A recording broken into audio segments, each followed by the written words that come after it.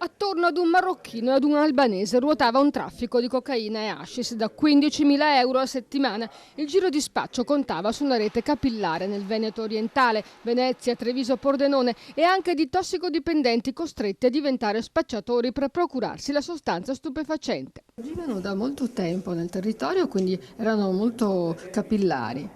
Sì, diciamo che allora, l'indagine parte dalla primavera del 2012, però la documentazione dell'attività delittuosa è stata documentata già dal 2008.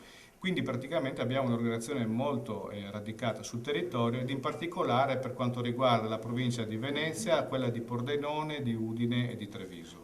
Chi non riusciva ad onorare i debiti veniva picchiato e minacciato di morte, un inferno che durava da 6 anni, ossia dal 2008, e che è stato smantellato dai carabinieri di San Donà di Piave stamane all'alba. Quando sono finiti in carcere, Sharaf Shadari, marocchino, 28 anni, chiamato Rabia, e Regis Mascuti, noto come Ciccio, 26 anni, albanese. Gli affari andavano talmente bene che sono riusciti ad andare oltre la diversità dell'etnia a cui appartengono, una rarità nel mondo dei trafficanti. Ogni settimana si procuravano 3 kg di droga a Milano e la portavano in zona con moto di grossa cilindrata e poi la nascondevano in barattoli da 100 grammi in casolari abbandonati o in fondi rurali. La clientela era tra le più varie di tutte le fasce sociali.